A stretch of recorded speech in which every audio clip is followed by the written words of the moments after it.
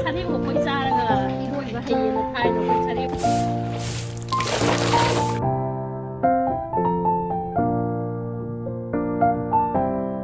Everyone, happy Imoinu. Sujade bada katna balai khar hekke.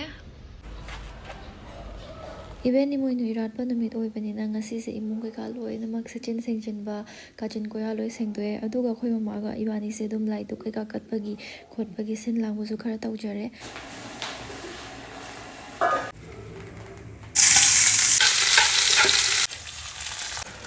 Megi chadoine breakfast thi ado breakfast se tauna ai to-do list ama irani ado ai cereal ama su yengaga dum chadoine tamna. We'll do this together. Could I be sick or something? Breakfast loira matungda aise mahi ama thaktoine. Actually ana thaktoise HQ Vitals ki collagen se thaktoine. I skin care guma fazana tawdabagi maida pigmentations guma dark spots aduga dull guma yam oeba adugi I dermatologist ama tanabane ada collagen ama use taw haibagi aina adum HQ Vital collagen se use taw bane phaibo effective yam oe adum continuously use taw kan the result adum uba phang Tasengna makidi collagen se khoi hakchang da yawba protein oidoini skin sibu firm, hydrated and youthful oina thambina ba. While I have been consuming HQ Vital Collagen, I mix 1 scoop to a glass of water every day and consume it after my breakfast. It has no added sugar and no side effects. Aduga pura clinically proven oikrabani. Fazana thagadi 8 weeks ki manung the result phange haina. Skin nourish tobinangai ingredients like collagen peptide, vitamin C, vitamin E, and hyaluronic acid. Loinamak mangonda yawe. Si ma'am sinai koi ki skin da leiba fine lines, wrinkles, adagi dull oiba kai kase. Loinamak pahalaga skin se healthy oihan biye. Consistently consume the positive result uba phange ai skin da su yam improvement laye. No show HK Vital ki collagen se thakninga gadi masagi website tagi leira kanda ai ki code Teresa 10 use to bio additional discount phang doine. Jayam da aya Asyong fajaba ama lero haga thigreda yare be ma pen tho thibadi lei yongcha pedor ma yong nam thi loi den be nang sareng ma dum to bane nang sa da buda sareng le sidi raunida maban sareng chajaning bane adai da ina sareng to roisi na ro du to Nazan ahan belezaba sareng se how na thong se horin like at paloraga sema chatluge sida sema roi se som dum phatlaw sem duras lupa kun khatang ni law duidu thike yaw ina do ma somo lo yeng som ima kat le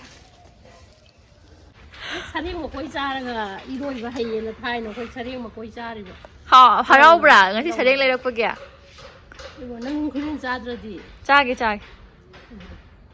ai lei lai ta na chen do gari se kuire ba cham da ba dugi motle ngasi ri sang bani na imoinu numit choi bani na gari cham thoke taw bane jenia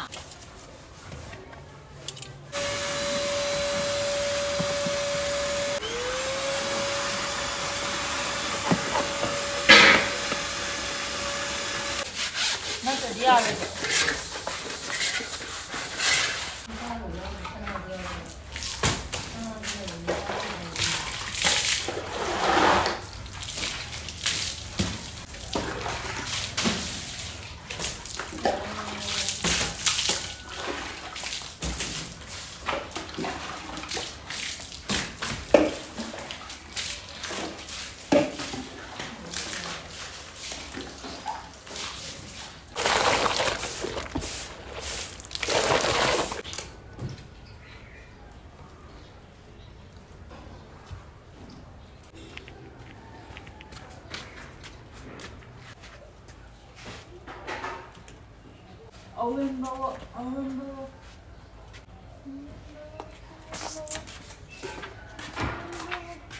Hi.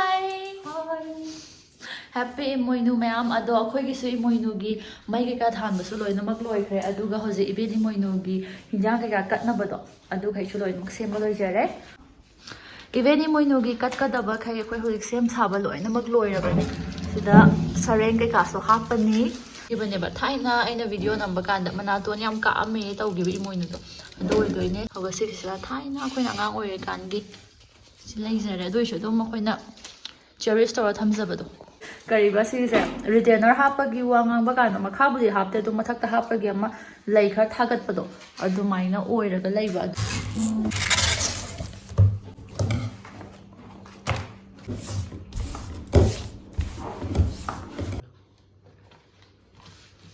ꯁꯥꯡꯅ ꯊꯝꯒꯦ ꯍꯥꯏꯔꯣ?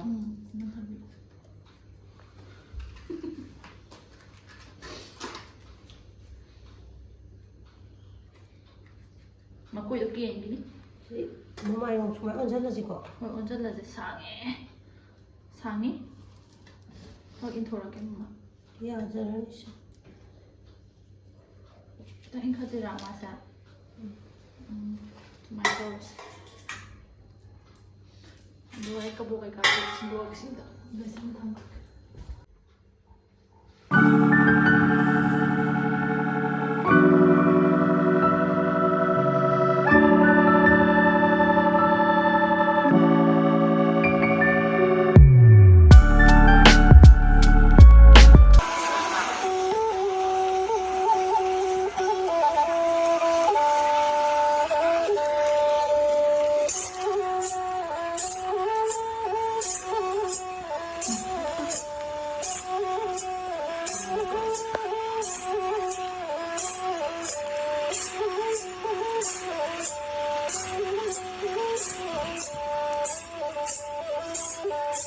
ꯏꯟꯁꯥꯡ ꯀꯥꯏꯊꯣꯛꯑꯝꯗꯥꯏꯒꯤꯅꯦ ꯃꯃꯥꯅ ꯀꯥꯏꯊꯣꯛꯇꯣꯏꯅꯦ ꯍꯧꯖꯤꯛ ꯁꯦꯝꯕ ꯈꯣꯠꯄ ꯍꯧꯔꯅꯤ ꯑꯗꯨꯒ ꯁꯔꯦꯡꯁꯤꯁꯨ ꯑꯩꯈꯣꯏ ꯁꯦꯝꯕ ꯆꯠꯂꯨꯔꯅꯤ. ꯁꯤꯅ ꯍꯧꯖꯤꯛꯀꯤ ꯊꯣꯡꯒꯗꯕ ꯃꯊꯦꯜꯒꯤꯅꯤ. ꯑꯩ ꯇꯦꯕꯜ ꯊꯥꯡꯒꯠꯂꯒꯦ ꯃꯃꯥ. ꯇꯦꯕꯜꯗ ꯁꯦꯝꯕ ꯌꯥꯅꯉꯥꯏ. ꯀꯩꯅꯣ ꯁꯤ ꯆꯦꯁꯤꯕꯣ? ꯑꯩꯅ ꯄꯥꯏꯔꯛꯄꯅꯤ ꯃꯄꯥꯟꯗ ꯂꯩꯔꯝꯗꯅꯤ.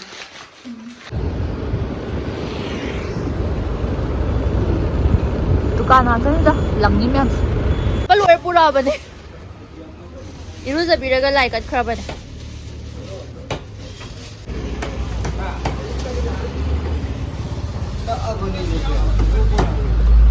하.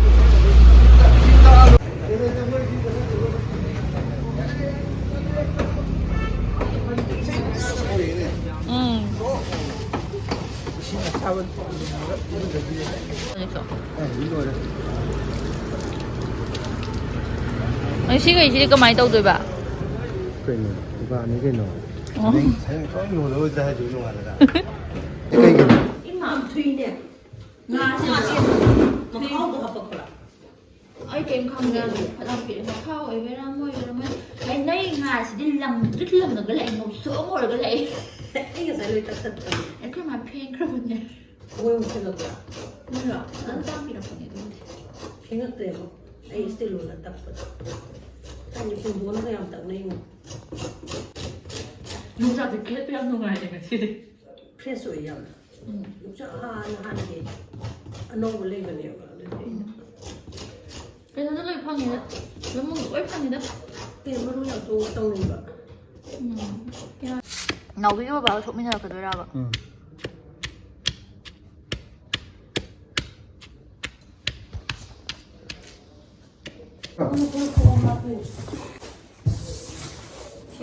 시디 민노 야데 제네 카모 민노 야데 하버는 람힌 거 하버는 푸닝데 하버이 거 아이 너희들 푸닝데 하버 람힌 가누고 살로 살로 nang nahan lupa caning gila itu di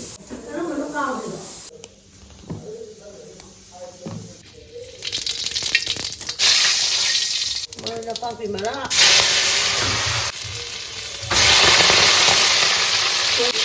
Nang tahu sih. Lantar ya. Ini tapi. Aduh, nak kok sekarang tu.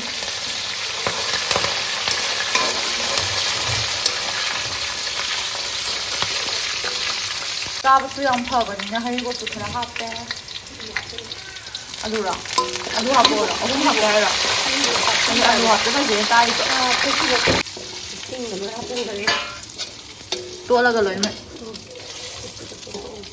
Hauren.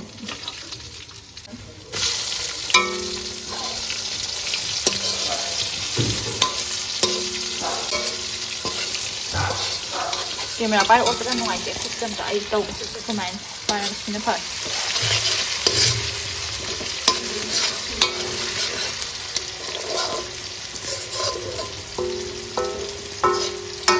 Kapiro ma.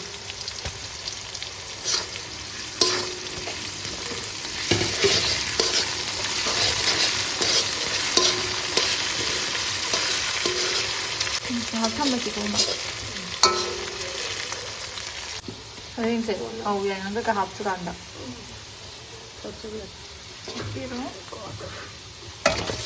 난 털그래. 난 투이. 맛에 고민 거야. 나오면 뭐니?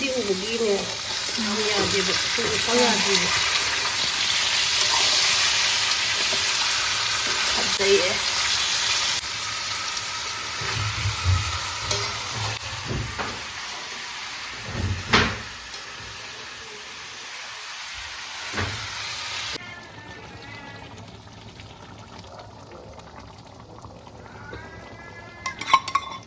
Menu 그거랑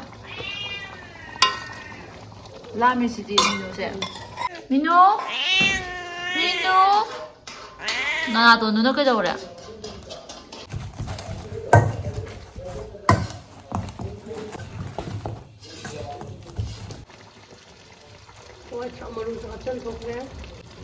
갑자기 더 그래 할 수도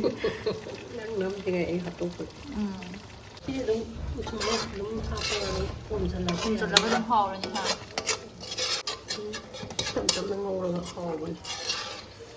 ꯆꯥꯛ ꯀꯩꯀꯥ ꯂꯣꯏꯅꯃꯛ ꯂꯣꯏꯔꯕꯅꯤꯅ ꯏꯕꯦꯟ ꯏꯃꯣꯏꯅꯨꯒꯤꯁꯨ ꯁꯤꯗ ꯂꯩꯔꯦ ꯆꯥꯛ ꯑꯗꯣ ꯁꯤꯗ ꯆꯥꯛ ꯑꯃ ꯂꯩꯔꯦ ꯏꯔꯣꯝꯕ ꯑꯗꯒꯤ ꯍꯤꯟꯖꯥꯡ ꯈꯔ ꯍꯥꯞꯄꯗ ꯈꯔ ꯇꯩꯊꯣꯛꯈ꯭ꯔꯦ ꯁꯣꯔꯤ ꯑꯗꯨꯁꯨ ꯀꯩꯁꯨ ꯀꯥꯏꯗꯦ ꯑꯗꯨꯒ ꯁꯤꯗ ꯆꯥꯝꯐꯨꯠꯁꯨ ꯂꯩꯔꯦ ꯏꯁꯤꯡ ꯈꯨꯖꯥꯏ ꯑꯃ ꯂꯩꯖꯔꯦ ꯃꯩ ꯈꯤꯇꯪ ꯊꯥꯜꯂꯒꯦ ꯑꯗꯨꯒ ꯍꯧꯖꯤꯛ ꯂꯣꯏꯁꯟꯕ ꯌꯥꯔꯅꯤ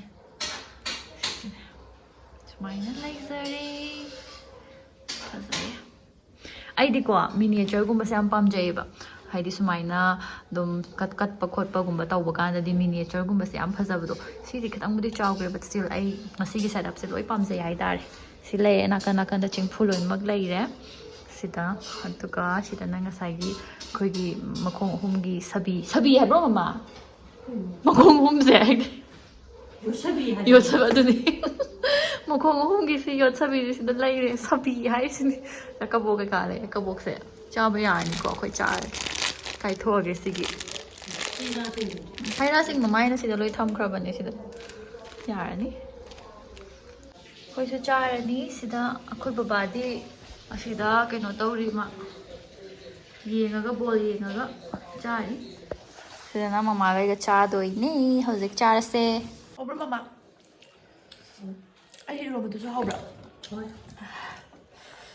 ꯃꯣꯔꯣꯛꯇꯤ ꯍꯨꯠꯂꯦ ꯌꯥꯝ ꯍꯥꯎꯋꯦ ꯑꯩ ꯌꯣꯡꯆꯥꯛ ꯌꯥꯝ ꯄꯥꯝꯃꯦ ꯌꯣꯡꯆꯥꯛ ꯄꯤꯀꯜ ꯇꯧꯔꯛꯀꯦ ꯑꯃꯨꯛꯀ ꯚꯤꯗꯤꯑꯣ ꯃꯊꯪꯒꯤ ꯑꯃꯗ ꯑꯗꯣ ꯑꯩꯈꯣꯏ ꯏꯃꯣꯏꯅꯨꯁꯦ ꯁꯨꯃꯥꯏꯅ ꯇꯧꯔꯒ ꯌꯥꯝꯅ ꯅꯦꯅꯥ ꯇꯥꯅ ꯁꯦꯂꯦꯕ꯭ꯔꯦꯠ ꯇꯧꯃꯤꯟꯅꯈ꯭ꯔꯦ ꯄꯥꯡꯊꯣꯛꯃꯤꯟꯅꯈ꯭ꯔꯦ ꯑꯗꯣ ꯉꯁꯤꯒꯤꯗꯤ ꯚꯤꯗꯤꯑꯣꯁꯦ ꯁ꯭ꯋꯥꯏꯗ ꯂꯣꯏꯁꯤꯟꯖꯔꯒꯦ ꯃꯌꯥꯝꯁꯨ ꯏꯃꯣꯏꯅꯨꯅ ꯂꯥꯛꯄꯁꯤꯗ ꯑꯗꯨꯝ ꯋꯥꯠꯇ ꯄꯥꯗꯕ ꯉꯥꯛꯇ ꯑꯣꯏꯔꯁꯅꯨ ꯕꯥꯏ ꯃꯃꯥ ꯕꯥꯏ ꯍꯥꯏꯕꯤꯔꯛꯑꯣ ꯕꯥꯏ